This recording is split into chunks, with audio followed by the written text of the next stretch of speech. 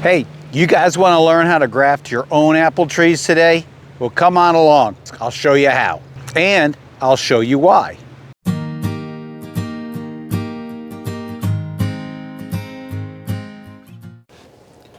So this, believe it or not, is an apple tree. Two trees combined together in what is called a graft. This section here, this trunk here, is the root stock. Right? Short and fat. Attached to it, I'll turn around this way, I think it's easy to see. Attached to it is a piece of another tree that I like the fruit. So I cut it off of the other tree, I attached it to this rootstock, they healed or grew together, and now that piece is growing a whole new tree. Okay? This, anything that grows off of this, I'm going to get rid of. I don't want it to reproduce. I only want this tree to reproduce, okay, or to produce.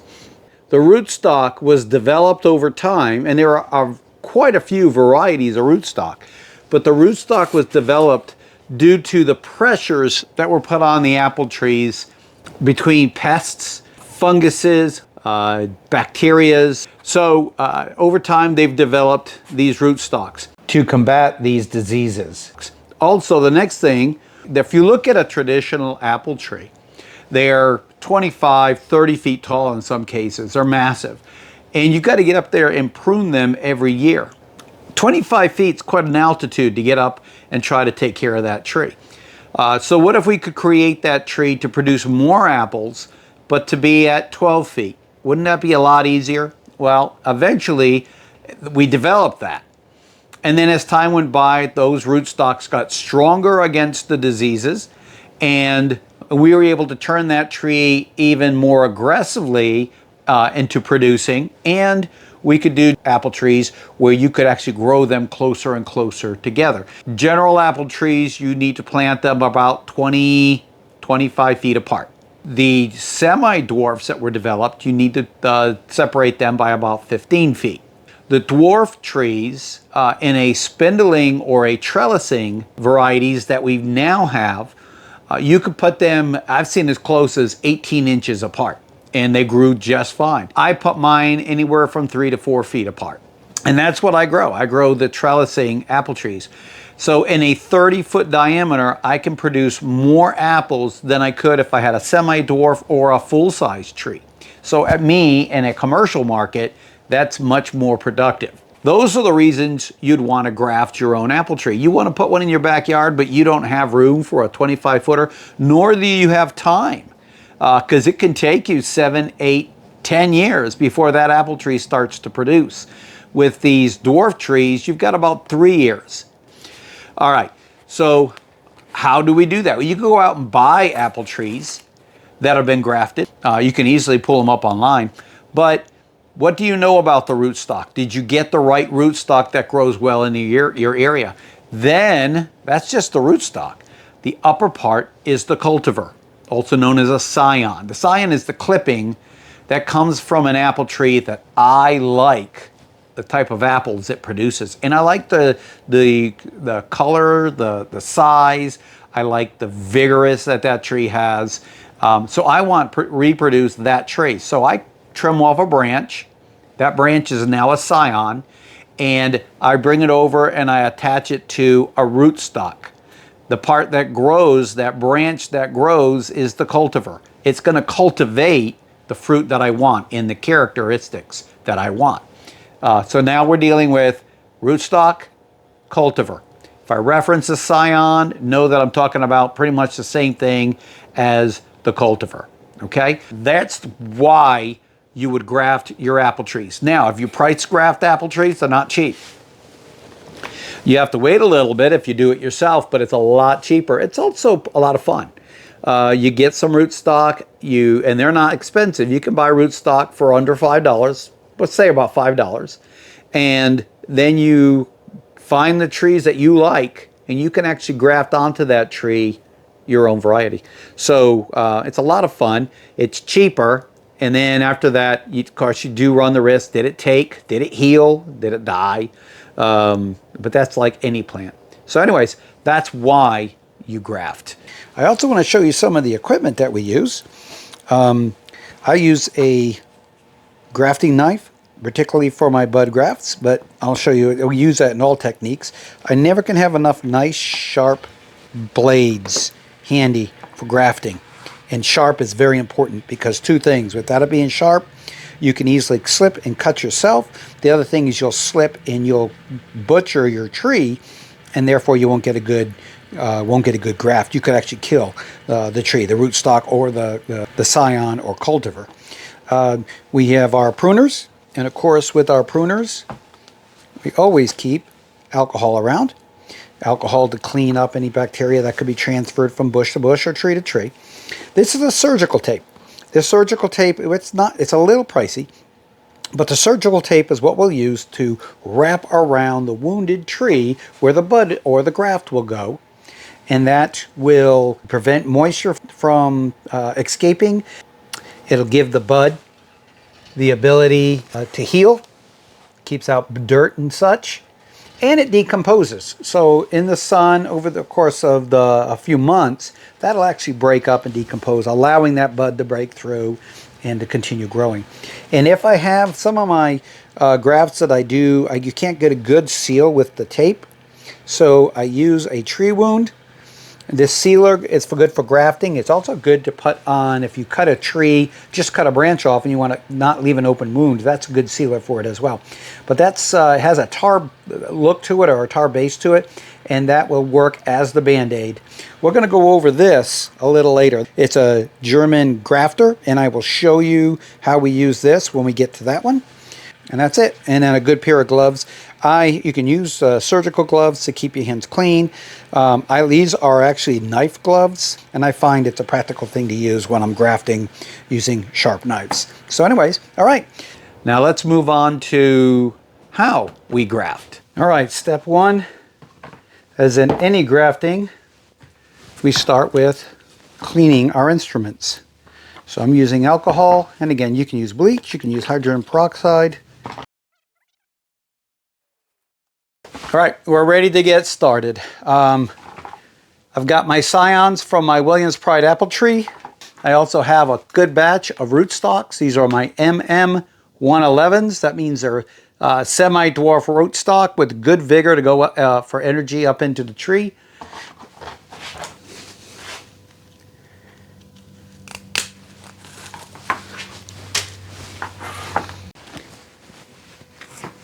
So we're going to match up rootstock,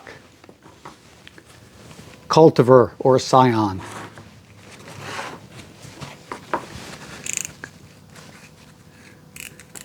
Razor blade. Start with your bud, and you come down right underneath it, about a ½ an inch, and dig your blade in. Rock it back and forth. Do not push too hard. Take your time. Very important that you're looking for green. That's your cambium. That means it's alive. This is the... Let's see if I can take my glove off and give you a better picture of it. It's a wedge. It's got the bud right in the middle of it. Now keep this in mind. When your graft takes and you plant this tree, you want the dirt to be, if you can, 6 inches below your graft. So look at where your roots are and come up a good, that's about 5 inches. So I'm going to start there and do the same exact thing to the side of this. I don't have to cut off a bud. I'm just coming below the bud, taking a flat area, and I'm doing the exact same thing to the side of this as I just did to the bud on the scion. And I am removing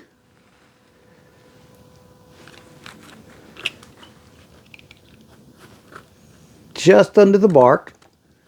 And we want this to be pretty close to the same dimensions as what the rootstock is, or what the bud is.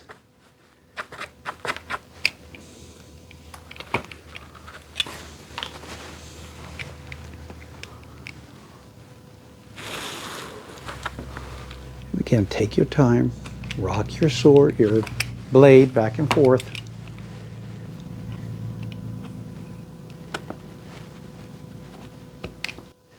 Okay, the graft is a little bit bigger, the bud's a little bit bigger than the cut that I made. So I'm going to snip off the tip of this.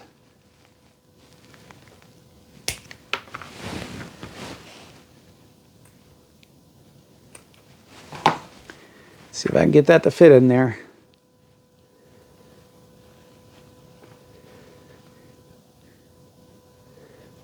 And it's a little bit bigger still, but it's a lot closer. I think it's fine. So, not bad. Now we're going to take our surgical tape, cut up, and I cut about, like I said, about 4 inches, 5 inches. And we're going to wrap that, stretch it, wrap it.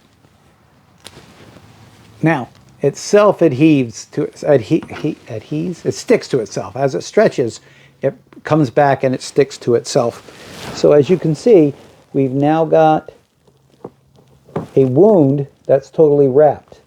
Okay. Now I'm going to go back to the bud right here because that bud's going to start growing, but it may not be able to grow through this. So gently, without cutting the bud, I'm going to take my blade. Let's put a very gentle cut.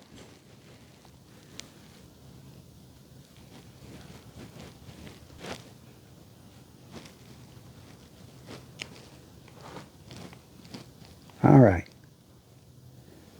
Let me gently put that. Okay, so now you can see I cut a little hole right in the middle of it, and that's right where the bud is. So when the bud heals, it'll be able to grow right through that hole. Okay? All right, that's one. That's a bud graft. Okay, next is our cleft graft. So we'll grab another rootstock here. Okay, so I'm going to take, this is where skiddier branches often come in handy. Again, we're looking for making sure your scion is alive. So I'm going to whittle the bottom of this in a wedge. Take your stick, and we cut a wedge on the bottom on both sides. Okay, so wedge with the green. Next, we're going to take our rootstock. We want to match that up. I'm going to put it right around here. Okay, rootstock's a little bit fatter, but not much. So we're going to put it right about there. This is where I'm going to take my pruners and prune. Make sure you throw your rootstock pruning away.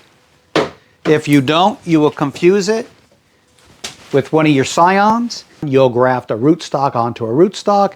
That's not fun. You'll be very disappointed in about 3 years or so when it starts producing apples, if it starts producing apples. So throw them away. Keep them out of your scion stack. Rootstock. Scion.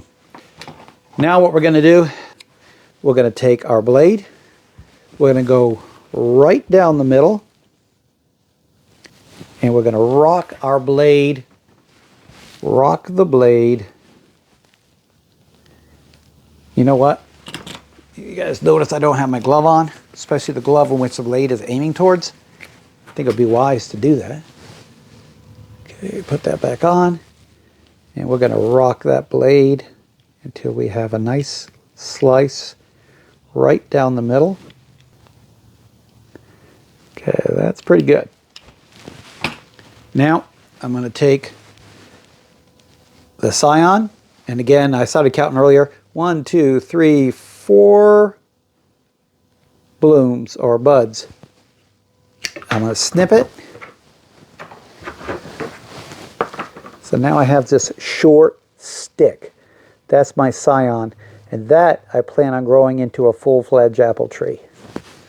So the next thing is where I take my blade, find the slice that I did with the blade. I'm going to put this in. And I'm going to put my blade down there. And if you can see, I'm prying that apart. Not too much. You don't want to split the wood. But we're prying that apart. Okay? Once I have that pried apart, I'm going to take my wedge and I'm going to slide it down into there.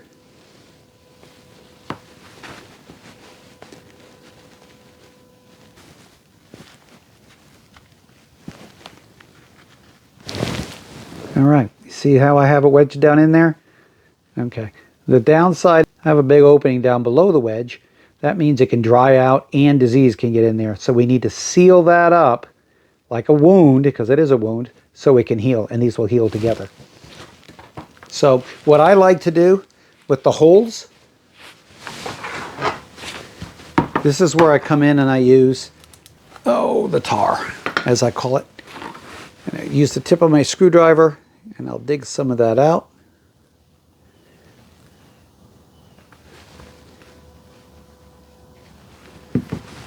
And now I'm going to work it into the gap where the top of the rootstock has been cut. We're going to put some of this on there too. Just because this is an odd shape, and that tape won't necessarily make a really good seal. Okay, tape. I'm going to wrap it around starting up here. Now you got to be careful on these because you can easily knock the stick out of the wedge, and you just want to avoid doing that. So just gently wrap it around.